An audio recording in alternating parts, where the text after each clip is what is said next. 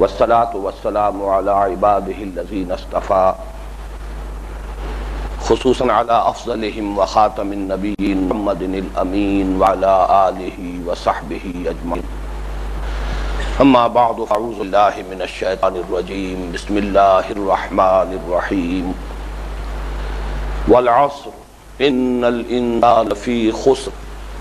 إلا الذين آمنوا وعملوا الصالحات وتواصوا بالحق وتواصوا بالصبر صدق الله العظيم رب اشرح لي صدري ويسر لي أمري واحلل عقدة من لساني يفقهوا قولي اللهم ربنا ألهمنا رشدنا واعذنا من شرور أنفسنا اللهم أرنا الحق حقا وارزقنا اتباعه وأرنا الباطل باطلا وارزقنا اجتنابه اللهم وفقنا لما تحب وترضى اللهم ربنا اجعلنا من عبادك الذين آمنوا وعملوا الصالحات وتواصوا بالحق وتواصوا بالصبر آمین یا رب العالمین۔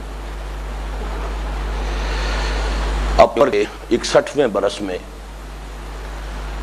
یا صحیح تر الفاظ میں حیات دنیاوی کے 61ویں سال میں قرآن حکیم کے اس منتخب نصاب کا سر نو درس دیتے ہوئے کچھ عجیب سا احساس ہو رہا ہے، جس کا درس میں بہت شد و مد کے ساتھ، زور شور کے ساتھ، تکرار اور اعادے کے ساتھ بہت مرتبہ دے چکا ہوں۔ اس منتخب نصاب کی ایک تاریخ ہے اور اس کے ساتھ میرا جو تعاہد ہے، ذہنی اور قلبی رشتہ، اور یہ جس طور سے وجود میں آیا ہے، میں آج اس کے ضمن میں کچھ تمہیدی باتیں آپ کے گوشگزار کرنا چاہتا ہوں۔ جیسا کہ میں نے کیا، سن 51 سے سن 65 تک تقریباً 14 برس ہیں جن کے دوران یہ منتخب نصاب تشکیلی مراحل طے کرتے ہوئے اپنی آخری مکمل اور معین شکل میں سامنے آیا ہے۔ اس کے بعد سن 65-66 سے کر اور 75-76 تک 10 برس۔ اب میں یاد کرتا ہوں تو حیرت ہوتی ہے کہ کس شد و مد کے ساتھ، زور شور کے ساتھ، جوش و خروش کے ساتھ، تواتر کے ساتھ، تکرار کے ساتھ، اعادہ کے ساتھ میں نے اس منتخب نصاب کا درس دیا ہے۔ یہ منتخب نصاب کا درس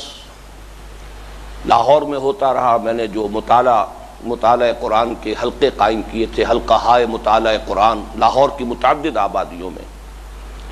وہاں میں نے اس مکمل منتخب نصاب کا درس دیا۔ پھر یہ کہ مسجد خضرہ سمن آباد میں جب سلسلے وار درس شروع ہوا، اس سے پہلے اس منتخب نصاب کا مکمل درس دیا۔ پھر ایک دو مرتبہ اس میں وقفہ آیا، میری بیرون ملک سفر کی وجہ سے کوئی 4 ماہ کی غیر حاضری رہی لاہور سے، تو اس کے بعد پھر جب آیا میں تو پھر منتخب نصاب کے درس سے دوبارہ آغاز کیا۔ پھر جب وہ ہمارا ہفتے وار درس منتقل ہوا مسجد شہداء میں، تو پھر وہاں اس کا منتخب نصاب کا پھر سلسلے وار درس دیا۔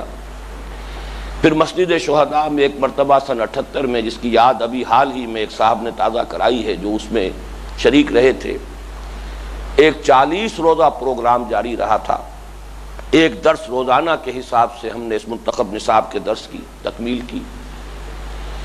پھر یہ کہ متعدد تربیت گاہیں جو لاہور میں منعقد ہوئیں، جن میں سن 72 کی تربیت گاہ اس اعتبار سے بڑی اہم تھی کہ اسی کے دوران مرکزی انجمن خدام القرآن نے اپنے تشکیل اور تاسیسی مراحل طے کیے۔ سن 74 کی تربیت گاہ اس اعتبار سے بہت اہم ہے اور میری زندگی میں ایک اہم لینڈ مارک کی حیثیت رکھتی ہے کہ 21 روزہ تربیت گاہ تھی، جس میں پھر اس منتخب نصاب کا مکمل درس دینے کے بعد اس کے اختتام پر میں نے اعلان کیا تھا تنظیم اسلامی کے قیام کا۔ اسی طرح کراچی میں 2 مرتبہ تربیت گاہیں ہوئیں جن میں اس منتخب نصاب کا مکمل درس میں نے دیا۔ کوئٹے میں تربیت گاہ ہوئی، راول پنڈی میں تربیت گاہ ہوئی۔ پھر یہ کہ ٹورنٹو میں 2 سالوں کے دوران سن 79 اور 80 میں نے اس منتخب نصاب کے درس کی تکمیل کی۔ وہ اس طور سے کہ سن 79 میں نے اس کے تمام جو 6 حصے ہیں ان میں سے منتخب آدھے آدھے دروس لے لیے اور اگلے سال جا کر سن 80 میں پھر بقیہ حصے جو ہیں ان کی تکمیل کی. اور یہ اس اعتبار سے بہت اہم رہے دروس کے پہلی مرتبہ سائنٹیفک انداز میں اس کے آڈیو کیسٹس تیار ہوئے. ہمارے ایک دوست وہاں تھے سمیع اللہ خان، اور وہ اس میں خاصے مہارت رکھتے تھے اور بڑی محنت انہوں نے کی. تو ٹورنٹو کے سن 79 اور 80 کے اس منتخب نصاب کے جو دروس ہیں ان کے کیسٹ پوری دنیا میں پھیلے ہیں اور بہت دور دور تک ان کی رسائی ہوئی ہے. اسی طریقے سے پھر الہدا کا جو پروگرام جاری رہا 80 81 میں اور 82 تک یہ جاری رہا، اس لیے کہ اس کے 64 تقریباً چنکس ہوئے تھے جن میں منتخب نصاب نصف بیان ہو سکا تھا. لیکن یہ ہے کہ اس سے جو اس کا شہرہ ہے پورے ملک میں اور اس کے طول و عرض میں جس طرح پھیلا ہے وہ آپ حضرات کے علم میں ہے. تو یہ میں نے ذرا اس بات کو مزید وسیع کر دیا، ورنہ میں اس کو 2 حصوں میں تقسیم کر رہا تھا کہ 65-66 سے لے کر 75-76 تک تو بہت ہی زور شور کے ساتھ، شد و مد کے ساتھ، تکرار و اعادہ کے ساتھ، جس کی رفتار فریکوینسی بہت تیز تھی، اس منتخب نصاب کا درس میں نے دیا ہے. لیکن اس کے بعد سے سن 75-76 سے لے کر 81-82 تک پھر وہ زور شور تو نہیں رہا تھا، اس لیے کہ آڈیو کیسٹس تیار ہو گئے اور بہت سی جگہوں پر اس کے لیے جو ہے اہتمام ہو گیا کہ ان کیسٹس کے ذریعے سے بھی دروس جو ہے سنائے جانے لگے. پھر یہ کہ ایک ٹیم ابھر کر سامنے آئی کہ جنہوں نے نوجوان ساتھیوں نے ان دروس کا آغاز کر دیا. تو میں نے اس درجے تو نہیں، لیکن پھر بھی سن 81-82 تک بھی پورے شد و مد کے ساتھ یہ کام جاری رہا ہے. البتہ اس کے بعد سے اب جو گزشتہ 10 برس ہیں، 82 سے اب یہ 92 ہے، اس کے دوران میں اپنے آپ کو اس منتخب نصاب کے درس سے فارغ سمجھتا رہا. اور فارغ سمجھنے کا سبب یہی تھا کہ بڑے مفصل کیسٹس بھی تیار ہو گئے، مختصر بھی تیار ہو گئے. ایک ساتھی، ایک دوست ہمارے لطف اللہ خان صاحب جو کراچی میں تھے، انہوں نے بڑے اہتمام کے ساتھ، چونکہ ان کا ایک انہوں نے اپنے گھر ہی میں بنا رکھا تھا، ایک جو ساؤنڈ پروف انہوں نے اپنا اسٹوڈیو بنایا ہوا تھا، اور ان کے پاس شاید بر پاک و ہند میں جتنی بڑی لائبریری ہے آوازوں کی، آوازوں کو ریکارڈ کر کے اور اس کی ایک لائبریری جمع کرنا، یہ گویا کہ ان کی زندگی بھر کا مشغلہ رہا ہے. تو انہوں نے بڑے اہتمام سے اور بہت ہی اصرار کے ساتھ زور دے کر اس منتخب نصاب کے دروس جو ہیں اپنے ہاں اس کمرے میں بیٹھ کر، چونکہ وہاں کوئی آڈینس نہیں ہوتی تھی، وہ تو ساؤنڈ پروف کمرہ تھا، میرے سامنے کوئی مخاطبین نہیں تھے، تو اس طریقے سے وہ 44 کیسٹس کا جو ہمارا سیٹ تیار ہوا ہے، وہ اگرچہ ریکارڈنگ کے اعتبار سے تو اس پہلو سے بہت عمدہ ہے کہ اس میں کہیں کوئی خلل نہیں ہے، کوئی خارجی آواز جو ہے اس میں شامل نہیں ہے. ساؤنڈ پروف کمرے میں بیٹھ کر وہ میں نے ریکارڈ کرایا. لیکن ظاہر بات ہے کہ اس میں وہ جوش خطابت نہیں ہے. البتہ یہ ہے کہ جو سیکوینس ہے اس منتخب نصاب کے مختلف دروس کا آپس میں جو منطقی ربط ہے، وہ ان 44 کیسٹس کے ذریعے سے بہت واضح طور پر سامنے آ جاتا ہے. پھر یہ کہ اس کے جو دروس ہوتے رہے مختلف جگہوں پر، تو ایسا بھی ہوا ہے کہ ایک ایک درس جو ہے 2.5 گھنٹے کا، 3 گھنٹے کا. تو گویا کہ یہ تمام اسباق جو ہیں اس منتخب نصاب کے، ان کے جو کیسٹس موجود ہیں وہ مطول بھی ہیں، یعنی بہت طویل، اور بہت مختصر بھی ہیں. چنانچہ مختصر ترین جو ہے یہ 44 کیسٹس کے اندر یہ جو ریکارڈ ہوا ہے. اس کے بعد جو ہے منتشر جو طریقے پر اس منتخب نصاب کے دروس ہوتے رہے، وہ میرے اندرون ملک دوروں کے دوران اور بیرون ملک، حیدرآباد، دکن وغیرہ اور امریکہ اور مختلف جگہوں پر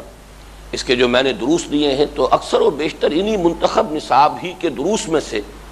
کوئی درس یا چند دروس جو ہیں وہ مختلف مواقع پر میں دیتا رہا ہوں. ان کے بھی کیسٹس موجود ہیں. الہدا کراچی میں جو پروگرام دی رہا، خاصے طویل عرصے تک جاری رہا، اس میں بھی متفرق دروس جو ہیں اسی منتخب نصاب کے وہی سامنے آئے. اسی طرح راول پنڈی اسلام آباد میں، خاص طور پر اسلام آباد کے کمیونٹی سینٹر ہال میں، جو میرا خیال ہے کہ کئی سال متواتر ماہانہ درس کا پروگرام جاری رہا، اس میں بھی یہی منتخب نصاب کے دروس جو ہیں وہ بیان ہوئے ہیں. اس اعتبار سے ایک بڑی طویل تاریخ ہے. البتہ جیسا کہ میں نے عرض کیا ہے کہ گزشتہ 10 سالوں سے میں اپنے آپ کو اس سے فارغ سمجھ رہا تھا. ظاہر ہے کہ جب ابتدا میں نے یہ دروس دیے ہیں تو آتش جوان تھا، جسم و جان میں بھی توانائی تھی، جوش خطابت بھی تھا، طبیعت میں آمد بھی تھی، خیالات کا بہاؤ بہت تیز ہوتا تھا، اور میری یادداشت بھی بہت، میں سمجھتا ہوں کہ اللہ تعالیٰ کے فضل و کرم سے بہت ہی استحضار تھا مضامین کا۔ اب جب میں دیکھتا ہوں تو ظاہر بات ہے کہ صورتحال وہ نہیں ہو گئے ہے، بلکہ یہ کہ ہو گئے مزمحل قوا غالب۔ اب صورتحال یہ ہے کہ 61واں برس ہے عمر کا۔ اب ان دروس کے لیے جب میں آغاز کر رہا ہوں تو واقعہ یہ کہ طبیعت کے اندر ایک طرح کی خوف کسی کیفیت ہے کہ میں ان کا حق ادا کر سکوں گا یا نہیں کر سکوں گا، اس لیے کہ میں یہ محسوس کرتا ہوں کہ یادداشت بھی اب اس طرح کی شارپ نہیں رہی ہے، اس میں کمی ہے۔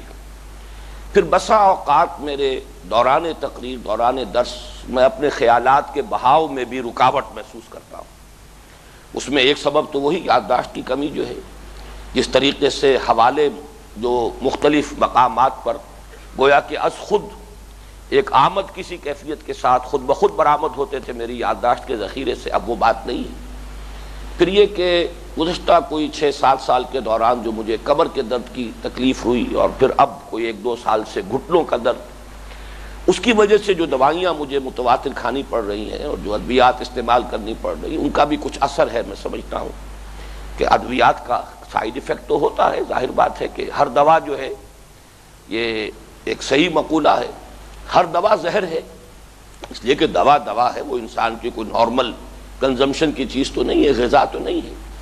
جہاں اس کے وہ مفید نتائج ہوتے ہیں جن کے لیے وہ دوا استعمال کی جاتی ہے، وہیں کچھ نہ کچھ مضر پہلو بھی ان کے ہوتے ہیں۔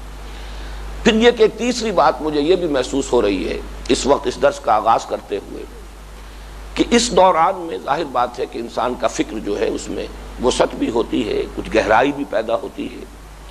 تو ایک اب عادت ثانیہ بن گئی ہے زیادہ گہرائی میں جانے کی، تعمق کی۔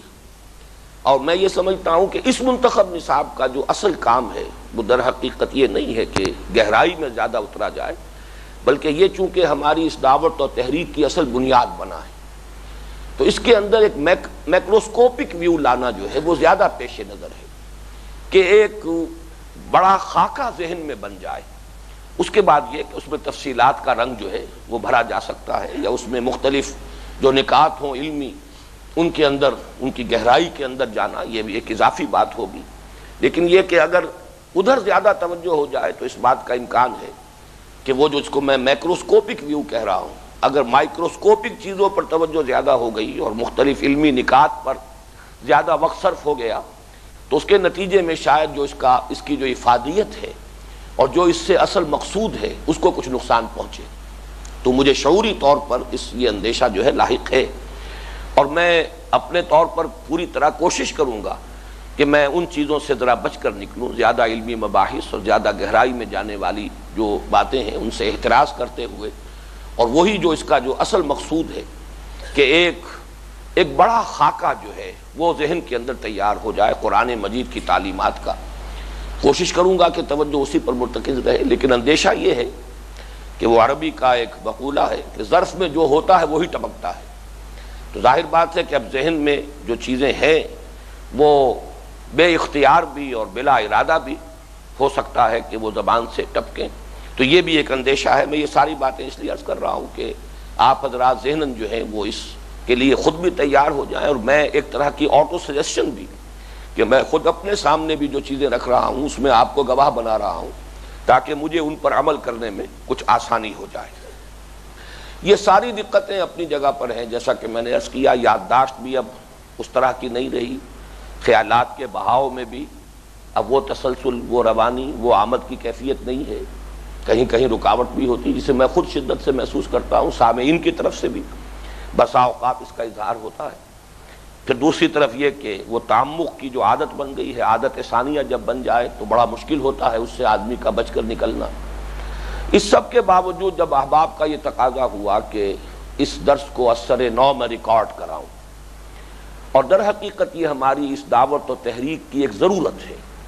احباب کا تقاضا اپنی جگہ پر ہے، لیکن چونکہ ہماری یہ پوری دعوت اور تحریک اس کی اصل اساس، اس کی جڑ یہی ہے۔ جڑ کہا جا سکتا ہے کہ دعوت رجوع القرآن، تعلیم و تعلم قرآن، لیکن یہ کہ اس کے لیے جو اصل اساس بنی ہے، جو اصل اس کے لیے مرکز اور محور بنا ہے، وہ یہی مطالعہ قرآن حکیم کا منتخب نصاب ہے۔ اس کے ہمارے پاس جو ریکارڈنگ ہے وہ آڈیو کیسٹس میں تو ہے، مطول بھی اور مختصر بھی، لیکن یہ کہ ویڈیو کیسٹس میں یہ موجود نہیں ہے۔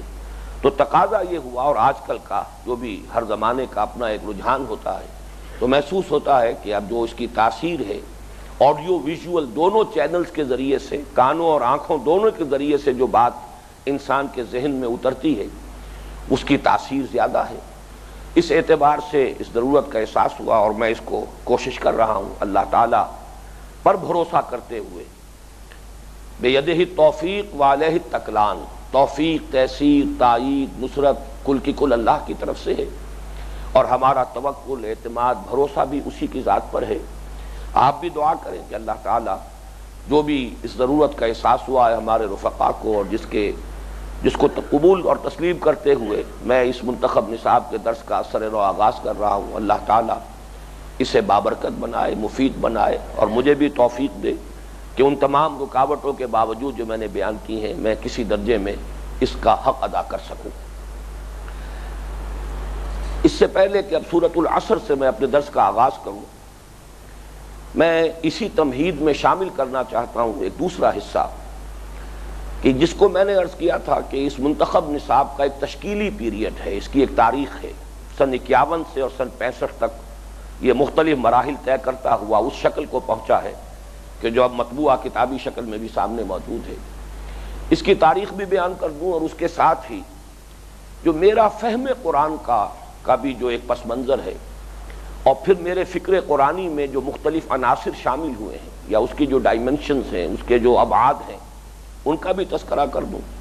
اور یہ کہ آج جس صورت سے ہم آغاز کرنے والے ہیں، سورۃ العصر سے جو میرا تعاہد ہے، تعاہد کی یہ اصطلاح ہے ذہنی قلبی رابطہ، تعلق، اور اس کے ساتھ انسان کا عملی ربط یہ قائم رہے، تو یہ تعاہد بالقرآن، یہ ہمارے ہاں حدیث کی کتابوں میں بعض ابواب کے یہ عنوانات میں سے ہے، قرآن کے ساتھ مسلسل ایک ذہنی اور قلبی اور انسان کا ایک عملی رشتہ قائم رہے۔ تو اسی طریقے سے یہ تعاہد جو میرا سورۃ العصر سے ہے اس کی بھی ایک تاریخ ہے۔ تو ان تینوں پہلوؤں سے کچھ ایک تاریخی پس منظر میں آپ کے سامنے بیان کر رہا ہوں، اگرچہ یہ چیزیں تفصیلاً بھی بیان ہو چکی ہیں، یعنی میرے فہم قرآن کے جو مختلف عناصر ہیں، کہاں کہاں سے سورسز کون کون سی ہیں، کہاں کہاں سے میں نے استفادہ کیا ہے، اور پھر یہ کہ جو بھی اس سے فکر وجود میں آیا ہے اس کی ڈائمنشنز کیا ہیں، یہ میں اپنی اس تالیف میں جو دعوت رجوع القرآن کا منظر اور پس منظر کے نام سے اب طبع شدہ موجود ہے، مفصل کتاب ہے، ضخیم کتاب ہے، اس میں تفصیل سے بیان کر چکا ہوں۔ اسی طریقے سے جب اب سے تقریباً 20 برس قبل یہ منتخب نصاب کتابی شکل میں شائع ہوا تھا، تو میں نے اس کے دیباچے میں اس منتخب نصاب کا پس منظر بھی بیان کر دیا تھا کہ یہ کیسے وجود میں آیا ہے، اس کا نقطہ آغاز کیا ہے، اور اس کا اصل جو ہے، جو اس کا نیوکلیس ہے، یا اس کا اصل حیولہ جو ہے بنیادی، وہ کس کا تجویز کرتا ہے۔ لیکن مجھے معلوم ہے کہ اس دور میں آ کر جب یہ آڈیو ویژول کا جب سے سلسلہ چلا ہے، اب پڑھنے کی طرف طبعیں کم ہی راغب ہیں، طبیعتوں کا رجحان پڑھنے کی طرف نہیں ہے۔ تو یہ جو اب سلسلہ ہمارا ریکارڈ ہو رہا ہے آڈیو اور ویڈیو میں اس منتخب نصاب کے سلسلے وار درس کا، اس کی تمہید کے طور پر بھی یہ چند چیزیں میں اس لیے شامل کر رہا ہوں کہ جو شخص بھی اس کے ذریعے سے اس منتخب نصاب کو سمجھنا اور سننا شروع کرے، اس کے سامنے یہ چند باتیں اختصار کے ساتھ آ جائیں۔ اس میں جو چند نکات میں نے نوٹ کیے ہیں سلسلے وار اب آپ کے سامنے رکھ رہا ہوں۔ میرے دل پر عظمت قرآن کا جو اولین نقش قائم ہوا ہے وہ علامہ اقبال کی شاعری سے، جس سے میرا ایک تعلق جو ہے جب میں 5ویں جماعت کا طالب علم تھا اس وقت قائم ہو گیا۔ بانگ درا مجھے اس وقت ملی ہے،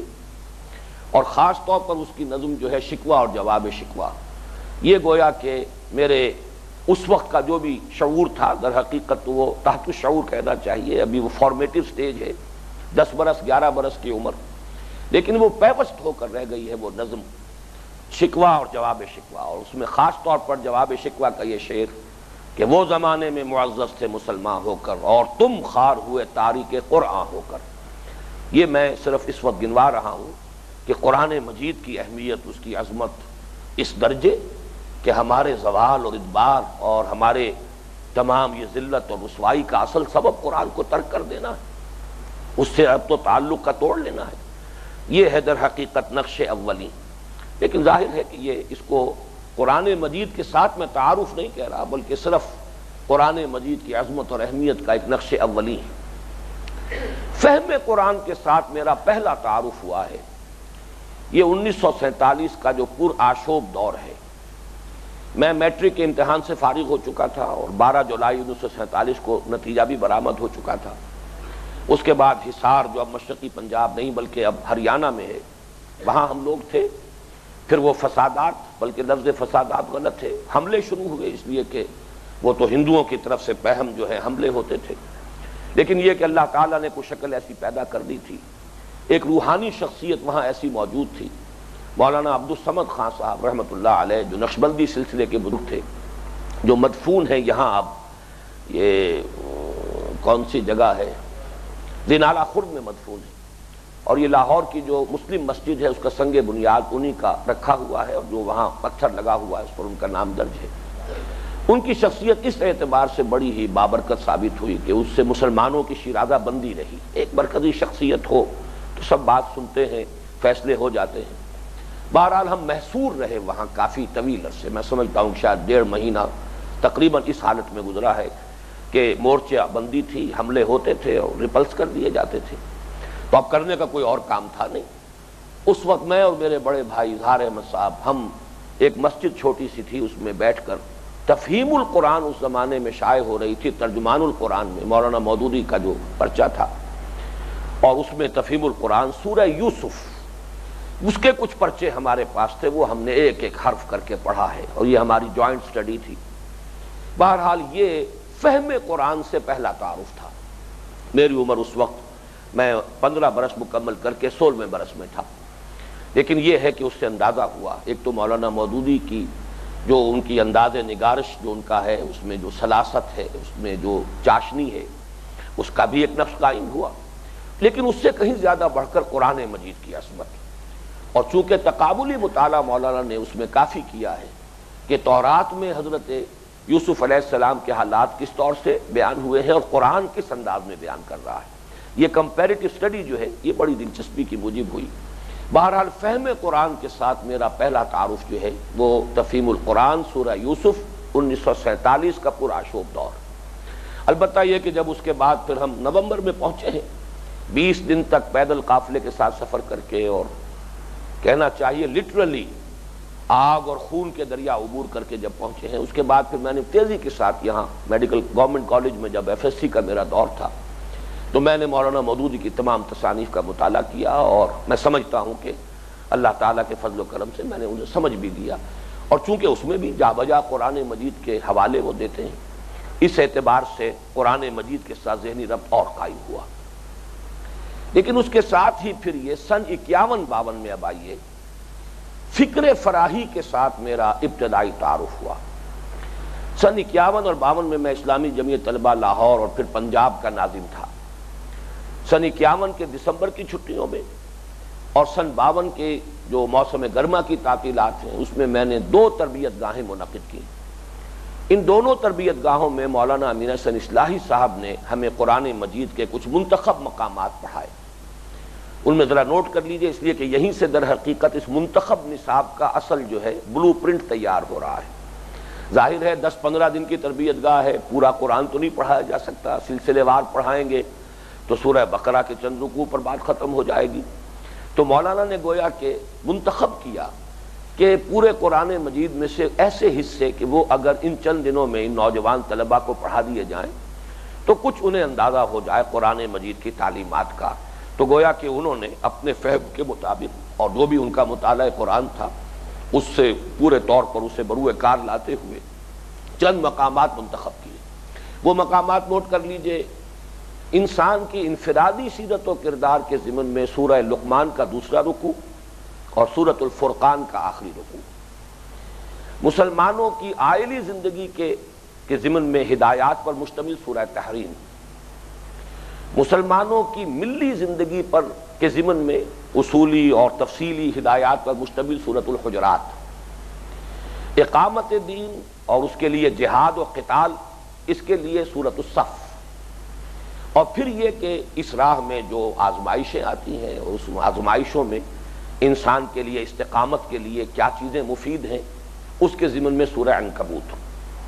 یہ گویا کہ 4 سورتیں مکمل، سورہ حجرات، سورہ صف، سورہ تحریم اور سورہ عنکبوت، اور 2 رکوع سورہ لقمان کے اور سورہ فرقان کے۔ یہ منتخب نصاب تھا جو مولانا اصلاحی صاحب نے سن 51 کی تربیت گاہ میں بھی پڑھایا، اور پھر اسی کو دوبارہ انہوں نے سن 52 کی تربیت گاہ میں پڑھایا۔ میں دونوں میں شریک تھا ناظم کی حیثیت سے۔ سن 51 میں ناظم تھا لاہور کا، اور سن 52 میں ناظم تھا جمعیت پنجاب کا، تو دونوں میں ناظم کی حیثیت سے شریک تھا۔ تو یہ در حقیقت ایک اعتبار سے فکر فراہی کے ساتھ میرے تعلق اور میرے تعارف کا نقطہ آغاز ہے۔ اس لیے، اور یہ بھی میں عرض کر دوں کہ فکر فراہی سے میری مراد کیا ہے۔ 3 چیزیں ہیں اصل کے جو فکر فراہی کے امتیازی جو خصائص ہیں۔ نمبر 1، نظم قرآن پر زور،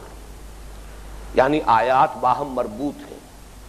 اور آیات مل کر جب صورت بنتی ہیں تو صورت میں کوئی نہ کوئی عمود ہوتا ہے، مرکزی مضمون ہوتا ہے۔ جیسے کہ ایک ہار ہے، اس میں موتی پروئے ہوئے ہیں، لیکن وہ موتی کسی ڈور کے اندر پروئے ہوئے ہیں، تو ہر صورت کی ایک ڈور ہے، اس کا ایک عمود ہے، اور جو اس کی آیات ہیں وہ آیات اس ڈور کے ساتھ منسلک ہیں۔ اپنی جگہ پر ہر آیت علم کا، حکمت کا، ہدایت کا موتی ہے، لیکن جو ترتیب قائم ہوئی ہے اس ڈور میں پروئے جانے کی بنا پر اس سے اس کا حسن دوبالا ہوتا ہے، اس میں جو ایک نیا اضافہ ہوتا ہے حسن کا، تو وہ حسن معنوی جو ہے وہ اس ربط کے ساتھ متعلق ہے۔ تو ایک تو نظم قرآن، نمبر 2 قرآن مجید کے کچھ مخصوص اسالیب ہیں کہ اگر ان کو انسان نہ سمجھے تو قدم قدم پر الجھتا ہے، ٹھوکریں کھاتا ہے۔ وہ کچھ، ہر زبان کے اپنے کچھ اسلوب ہوتے ہیں، اور قرآن مجید نے عربی کے معروف اسالیب پر کچھ اپنے خاص مخصوص جو ہیں وہ اسالیب کا اضافہ کیا ہے۔ اور تیسری اور میرے نزدیک اہم ترین بات ہے، اور وہ یہ ہے کہ قرآن حکیم کا ایک فطری طرز استدلال ہے، منطقی نہیں ہے، فلسفیانہ نہیں ہے، مناظرانہ نہیں ہے، بلکہ ایک فطری طرز استدلال، یعنی کچھ بدیہیات فطرت ہیں جو انسان کے اندر ہیں، فطرت انسانی کے اندر موجود ہیں، ان پر استدلال کی بنیاد قائم کرنا اور ان سے بات کو آگے لے کر چلنا، بجائے منطق کے اور اس طرح کی اور دوسری دلیلوں کے۔ یہ فطری اسلوب استدلال جو ہے، یہ 3 چیزیں ہیں کہ جنہیں میں سمجھتا ہوں کہ فکر فراہی کا اصل جو ہے لب لباب وہ ان 3 چیزوں میں ہے، یہ اس کی امتیازی خصائص ہے۔ اس سے میرا پہلا تعارف ہوا، اور میں سمجھتا ہوں کہ اس کی بھی سب سے بڑی وجہ یہ ہوئی کہ مولانا اصلاحی صاحب نے جب 4 صورتیں پوری پڑھائیں، اگر وہ مختلف آیات صرف لیتے اور اس کے حوالے سے اپنے لیکچر مرتب کرتے تو وہ بات وہ نہ بنتی، بلکہ انہوں نے جیسے سورۃ الصف لے لی۔ اب ظاہر بات ہے جب سورہ صف کا درس ہوگا تو اس کا مرکزی مضمون کیا ہے، اس کا عمود کیا ہے، اس کی مختلف آیات اس سے کیسے مربوط ہیں، سورہ حجرات کا مرکزی مضمون کیا ہے، اس کا عمود کیا ہے، اس کی مختلف آیات یا مختلف حصے اس کے کس طرح باہم مربوط ہیں۔ تو اس سے در حقیقت وہ جو فکر فراہی ہے اور خاص انداز ہے تدبر قرآن کا، اس سے تعارف حاصل ہوا، اور اس کو اب میں قرار دے رہا ہوں سیکنڈ ڈائمنشن اپنے فہم قرآن کی۔ مولانا مودودی صاحب کا اسلوب اور مولانا مودودی اور مولانا اصلاحی صاحب کے اسلوب میں، اس لیے کہ جب فکر فراہی کے ساتھ میرا یہ تعارف ہو گیا تو اس کے بعد مولانا اصلاحی صاحب کی تصانیف میں نے بالاستیعاب پڑھی اور بڑے شوق سے پڑھی۔ جماعت اسلامی کے عام کارکن اور عام ارکان جو ہے وہ مولانا اصلاحی صاحب کی تصانیف میں دلچسپی محسوس نہیں کرتے تھے، بلکہ سمجھتے تھے، عام طور پر کہا جاتا تھا اس حلقے میں کہ بڑی خشک کتابیں ہیں۔ مولانا مودودی کا انداز بڑا سہل ہے، وہ بات کو پوری طرح سمجھاتے ہیں، کھول کر بیان کرتے ہیں، جبکہ مولانا اصلاحی صاحب کی جو کتابیں حقیقت شرک، حقیقت توحید، حقیقت تقویٰ، ابتداء میں تو یہی کتابیں تھیں، بعد میں تدبر قرآن کے نام سے وہ کتاب چھپی ہے کہ جو اب مبادئ تدبر قرآن کے نام سے تباہ ہوتی ہے، اس لیے کہ تدبر قرآن کے نام سے اب ان کی تفسیر آ گئی۔ تو میں نے ہی یہ نام تجویز کیا تھا، تدبر قرآن جو پہلے کتاب چھپی تھی کہ اس کا نام میں نے رکھا مبادئ تدبر قرآن، اور ایک یہ کہ دعوت دین اور اس کا طریقہ کار، یہ کتابیں آئی ہیں، یہ بات کی بات ہے۔ پہلے حقیقت توحید، حقیقت شرک، حقیقت تقویٰ، یہ 3 کتابیں تھیں، اور یہ لوگوں کو بہت ثقیل محسوس ہوتی تھی۔ لیکن میرا جو تعارف ہو گیا اس فکر فراہی کے ساتھ، اور اسلوب جو ہے تدبر قرآن کا مولانا فراہی کا، تو اس کے ذریعے سے مجھے جو ایک ذہنی مناسبت قائم ہوئی مولانا اصلاحی صاحب کی ان تصانیف سے، اس سے میں عرض کر رہا ہوں کہ ایک سیکنڈ ڈائمنشن کا اضافہ ہوا ہے۔ مولانا مودودی کی تصانیف میں اصل میں کوئی مضمون ہے، کوئی موضوع ہے، اس پر گفتگو کرتے ہوئے آیات جو ہیں وہ ثانوی طور پر استشہاد اور استدلال کے طور پر آتی ہیں۔ گویا کہ جو بھی تانا بانا ہے اس مضمون کا وہ تو مصنف نے خود اپنے ذہن میں قائم کیا ہے، اس کے اندر مقدمہ کیا ہے، پھر کیا دلیل ہے، لیکن یہ کہ دلیل میں پھر قرآن مجید کی آیات، گویا کہ وہاں قرآن مجید سے استشہاد ہے ثانوی درجے میں۔ اصلاحی صاحب کا انداز جو ہے وہ یہ ہے کہ وہ قرآن مجید ہی کو گویا بیس بنا کر اس سے استنباط کرتے ہوئے چلتے ہیں۔ یہ ان دونوں کی تحریروں کا اور اسلوب نگارش کا بنیادی فرق ہے۔ بہرحال اسی زمانے میں پھر میں یہ تو آج جب سوچ رہا تھا اور یہ میں جب نکات کچھ نوٹ کر رہا تھا کاغذ پر اس وقت کی گفتگو کے لیے، تو بار بار دل میں یہ خیال آیا ہے کہ یہ بھی اللہ تعالیٰ کا بہت بڑا فضل اور احسان مجھ پر ہوا ہے۔ یعنی میری عمر جب یہ سن 51 کی تربیت گاہ میں نے اٹینڈ کی ہے تو 19 برس تھی، اور اس کے بعد تو یہ بھی سلسلہ جو چلا ہے جیسا کہ میں عرض کر رہا ہوں چند برس کے اندر 19-20 برس کی عمر سے لے کر 24-25 برس کی عمر تک میرے فہم قرآن کے لیے اللہ تعالیٰ نے ایسے حالات پیدا کر دیے کہ اس کی 4 سورسز جو ہے وہ مکمل ہو گئے۔ چاروں اطراف سے مجھے اخذ کا اور حاصل کرنے کا اللہ تعالیٰ نے ایسا موقع عنایت فرمایا، اور یہ یقیناً اللہ تعالیٰ کی طرف سے۔ عین اسی زمانے میں جب کہ میڈیکل کالج میں پڑھ رہا تھا، مولانا مودودی، مولانا اصلاحی صاحب نے مجموعہ تفاسیر فراہی شائع کیا۔ اس میں مقدمہ نظام القرآن، تفسیر قرآن کا مقدمہ جو ہے وہ میری انتہائی دلچسپی کا موضوع بن گیا، اور خاص طور پر اس میں جو چھوٹی صورتوں کی تفاسیر ہیں ان میں سورۃ العصر، اس کی تفسیر تو یوں سمجھیے کہ میرے دل کے اوپر اس طرح نقش بن کر قائم ہوئی ہے، دل پر اور ذہن پر، کہ میرے بعد کے یہ سارا جو منتخب نصاب کا سلسلہ بعد میں جس طور سے مرتب ہوا ہے، اس میں اس کا نقطۂ آغاز بعد میں بنا سورۃ العصر۔ اس کے لیے در حقیقت یہ جو تفاسیر فراہی میں جو تفسیر سورۃ العصر ہے، جب میں نے اس کا مطالعہ کیا اور اس کی عظمت کا نقش میرے قلب اور ذہن پر قائم ہوا، یہ بھی اسی دور کی بات ہے۔ بہرحال اس زمانے میں یہ بات بھی طے ہو گئی کہ جو بھی منتخب نصاب میرے ذہن میں مرتب ہونے والا تھا، اب اس کا نقطۂ آغاز سورۃ العصر بنے گی۔ حالانکہ مولانا اصلاحی صاحب نے جیسا کہ میں نے عرض کیا ہے جو منتخب نصاب مرتب کیا تھا اس میں سورۃ العصر کا کوئی ذکر نہیں تھا۔ انہی دنوں اور اللہ تعالیٰ کا جو فضل و کرم مجھ پر ہوا وہ یہ کہ حضرت شیخ الہند مولانا محمود حسن دیوبندی رحمۃ اللہ علیہ کا ترجمہ قرآن، جس میں کہ تفسیری حواشی شامل ہیں شیخ الاسلام علامہ شبیر احمد عثمانی رحمۃ اللہ علیہ کے، یہ کراچی کے کچھ سیٹھوں نے ایک اعتبار سے تو کہیے کہ سرقہ کیا تھا، چوری کی تھی، لیکن یہ سرقہ یا چوری جو بھی تھی وہ نیک مقاصد کے لیے تھی، اس لیے کہ یہ جو ترجمہ قرآن ہے شیخ الہند کا اور جو اس کے حواشی علامہ شبیر احمد عثمانی کے، یہ در حقیقت اخبار مدینہ جو بجنور سے شائع ہوتا ہے یو پی میں، اس کے پاس اس کے حقوق تھے اور اس کی اجازت کے بغیر طبع یہاں نہیں ہو سکتا تھا، لیکن کراچی کے کچھ سیٹھوں نے بہرحال خدمت قرآن کی نیت سے ان کی اجازت کے بغیر اس کو شائع کیا، اور بڑے اہتمام سے شائع کیا، ہانگ کانگ سے شائع کرایا، بڑا دبیز موٹا کاغذ، بڑی عمدہ عکسی طباعت۔ اب تو خیر طباعت کا معیار بہت بلند ہو چکا ہے، لیکن اس وقت تو وہ ہمیں بھی بڑا اچانک لگا تھا کہ اتنی عمدہ طباعت کے ساتھ، نیلی سیاہی کے ساتھ، بہت خوبصورت، اور وہ پھر انہوں نے مفت تقسیم کیا۔ یعنی اس اعتبار سے وہ ٹیکنیکلی تو آپ اسے سرقہ کہیں، اس لیے کہ بہرحال ان لوگوں کے جو بھی مفادات تھے مالی، ان کے اوپر تو کچھ نہ کچھ اس سے جو ہے وہ زد پڑی ہے، لیکن یہ کہ خدمت قرآن کا بہت بڑا کام تھا، انہوں نے مختلف اداروں کو اس کے نسخے جو ہے دے دیے عام کرنے کے لیے۔ چنانچہ پھر ان اداروں نے ان کو بیچنا شروع کیا، 5 روپے ہدیے سے شروع ہو کر اور 30 روپے کے ہدیے تک میں نے وہ نسخے جو ہیں، میرا خیال ہے کہ کم سے کم 50 نسخے تو میں نے جو یقیناً خریدے ہوں گے، اس لیے کہ مجھے کچھ عجیب سی چاشنی کا احساس ہوا۔ اب تک جو میرا جو فہم قرآن کا معاملہ تھا اس میں مولانا مودودی کی جو تحریر ہے اور ان کا جو انداز تھا، اس کے اندر ایک تحریکیت، ایک حرکت جو ہے وہ بھی میں نے اس سے اخذ کی۔ مولانا اصلاحی صاحب کا انداز جو ہے اس میں مائکروسکوپک انداز ہے، گویا کہ قرآن مجید کے الفاظ اور آیات کے مابین رب کو تلاش کرنا، جیسے کہ فوکس کر دیا جائے مائکروسکوپ کو، لیکن یہ کہ اس میں زیادہ تر جو ہے اپیل وہ انسان کی عقل سے ہے۔ اس ترجمے کو جب میں نے پڑھا ہے، جب پہلی مرتبہ میرے سامنے آیا، تو میں نے اس میں واقعہ یہ ہے کہ فراح و ریحان و جنت نعیم کا کسی انداز میں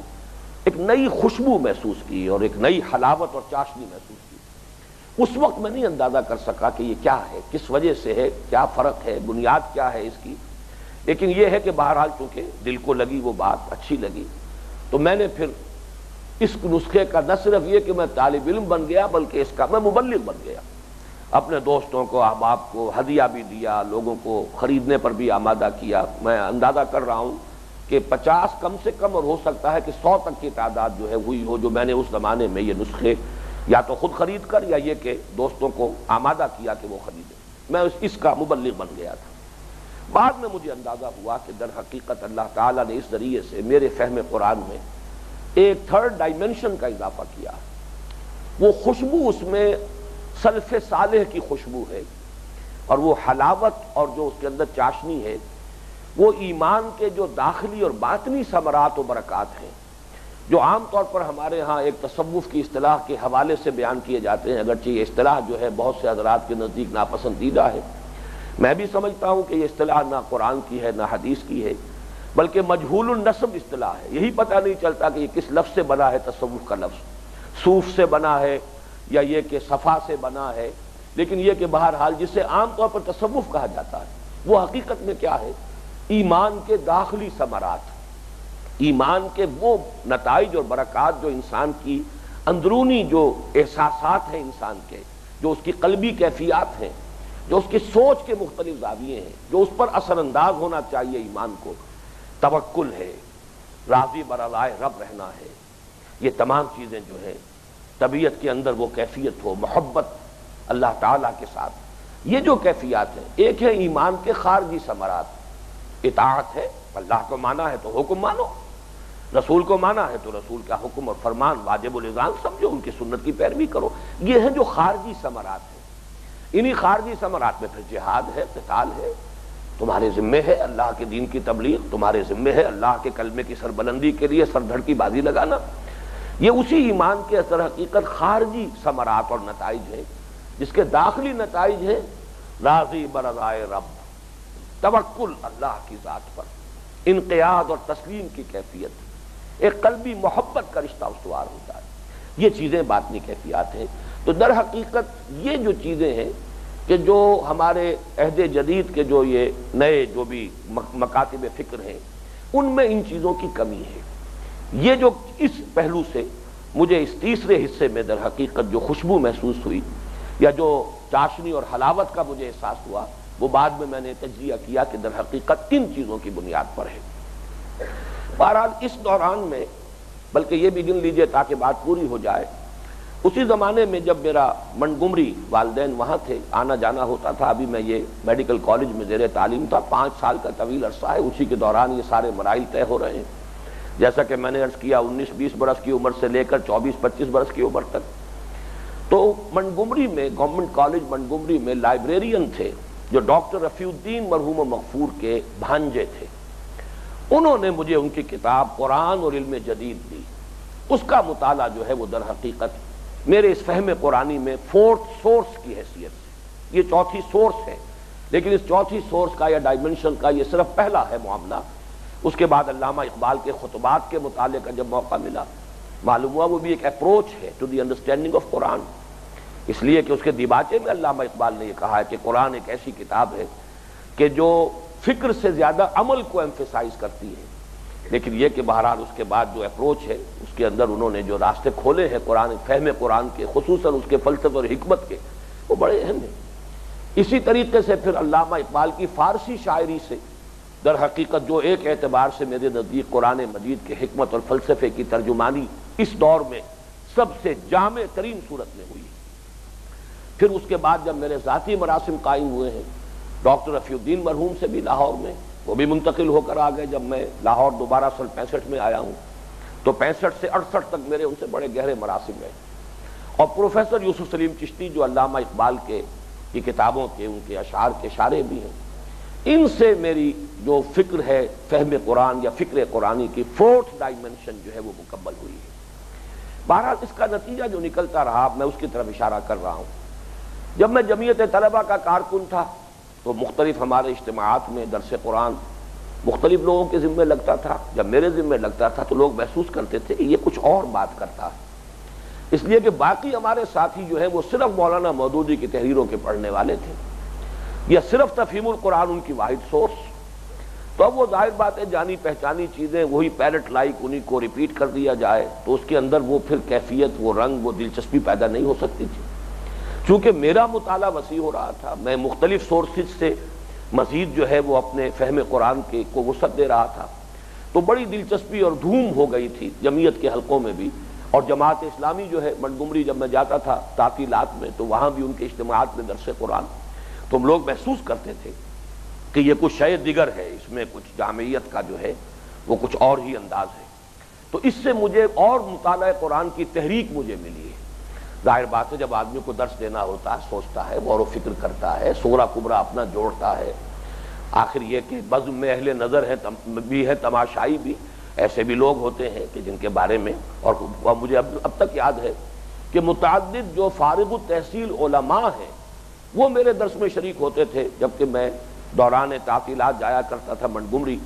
اور وہاں میرا درس ہوتا تھا جماعت اسلامی کے اجتماع میں۔ مولانا محمد شریف صاحب، ان کا انتقال ہو گیا ہے، مولانا شمس الدین صاحب ابھی بقید حیات ہیں،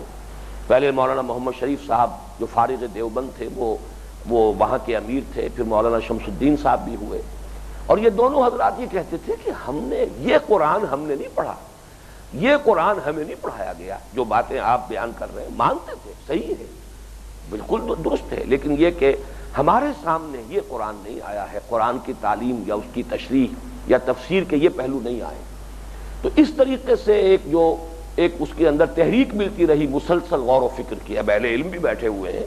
ظاہر بات ہے کہ میں کہیں کوئی بات اگر ایسی کہہ دوں کہ جس سے ان کے اوپر ایک منفی اثر ہو تو تیاری کرنی پڑتی تھی۔ یہ میں اس لیے بیان کر رہا ہوں کہ میں ظاہر بات ہے کہ کوئی علوم دینی کا باضابطہ طالب علم کبھی نہیں رہا ہوں، یہ سیدھی سی بات ہے، لیکن یہ کہ اس ذریعے سے میرے اندر مسلسل جو تحریک پیدا ہوتی رہی مطالعے کی، اس سے یہ میرا جو فہم قرآنی کا سلسلہ ہے اور جس نے پھر مرتب ہو کر اور جمع ہو کر فکر قرآنی کی شکل اختیار کی ہے، اس کے لیے مجھے بڑی اس سے مدد حاصل ہوئی ہے۔ یہاں میں اس وقت عارضی طور پر اپنی بات روک رہا ہوں اس لیے کہ ہم نے طے کیا ہے کہ یہ ہماری ریکارڈنگ 45 منٹ کے چنکس کی صورت میں ہوگی،